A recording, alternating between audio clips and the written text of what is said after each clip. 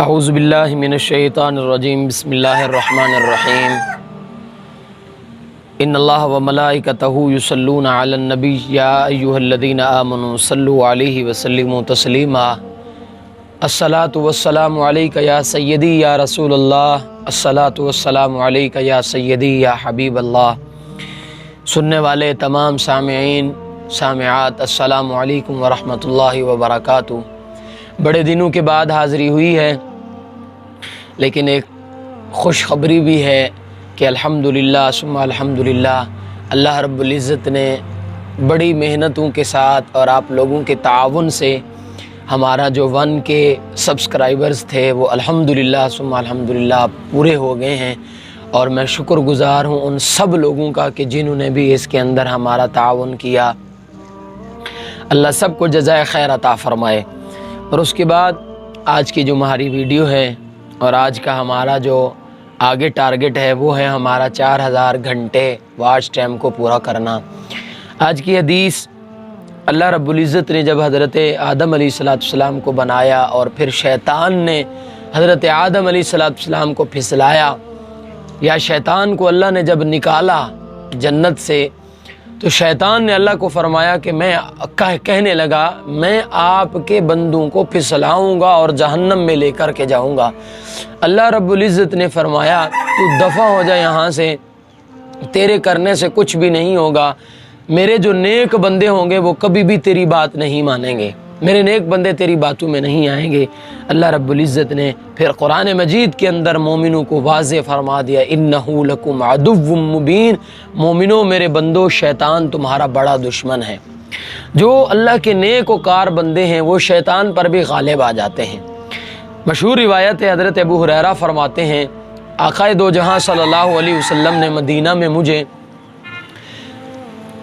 صدقے کے مال کے اوپر پہرے دار بنا دیا۔ میں رات کو پہرے داری کرتا تھا، تو فرمانے لگے رات کو ایک آدمی آیا، اس نے آ کے اس صدقے کے مال کے پاس چادر بچھائی اور مال اس کے اندر ڈال کے بھاگنے لگا۔ میں نے اس کو پکڑ لیا۔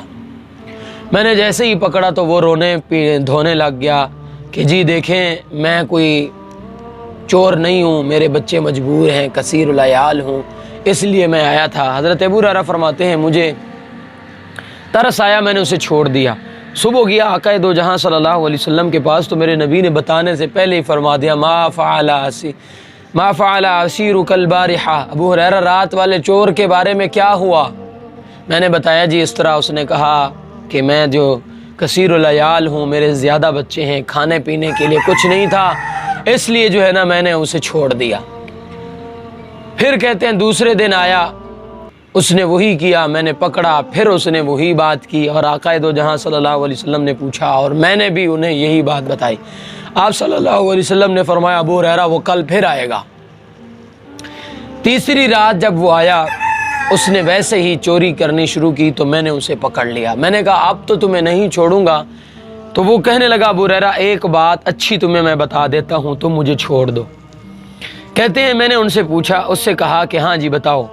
اس نے کہا ابو ہریرہ رات کو سونے سے پہلے آیت الکرسی پڑھ لیا کرو، اللہ آپ کے مال کی حفاظت کر رہے اللہ کے ذمہ ہو جائے گی، اور کوئی اس طرح کا چور آپ کے مال پر نہیں آئے گا۔ حضرت ابو ہریرہ فرماتے ہیں مجھے بات اچھی لگی اور میں نے اسے چھوڑ دیا۔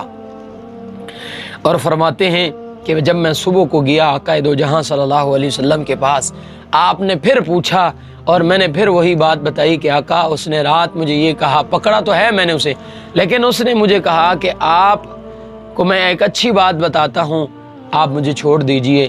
اس نے کہا آیت الکرسی پڑھ لیا کرو۔ آقا دو جہاں صلی اللہ علیہ وسلم نے فرمایا تھا تو جھوٹا شخص، لیکن بات سچی کر گیا ہے۔ دیکھیں اللہ کے نیک بندے شیطان کو بھی پکڑ لیتے ہیں، شیطان پر بھی غالب آ جاتے ہیں۔ یہ تو ابو ہریرہ تھے، میرے نبی صلی اللہ علیہ وسلم نے فرمایا ان الشیطان یفر من ظل عمر، کہ شیطان عمر کے پچھاویں سے، عمر کے سائے سے بھی کیا کرتا ہے، ڈرتا ہے۔ شیطان عمر کے سائے سے بھی دوڑ جاتا ہے۔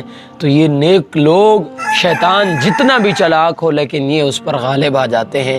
اب ہم نے نماز میں ہم پڑھتے ہیں، اللہ سے مانگتے ہیں اہدنا الصراط المستقیم اہدنا الصراط المستقیم، سیدھا راستہ کیا ہے وہ ہمیں پتہ ہے، اللہ کے نبی صلی اللہ علیہ وسلم والا راستہ، لیکن ہمیں اپنے رب سے اب دعا یہ کرنی چاہیے کہ اللہ یہ سیدھا راستہ جو تیرے نبی والا راستہ ہے اس پہ شیطان بھی کھڑا ہے، اس پہ نفس بھی دشمن کھڑا ہے، سارے دشمن ہی دشمن کھڑے ہیں، اللہ اب اس راستے پہ تو آسانیاں فرما کے ہمیں چلنے والا بنا دے۔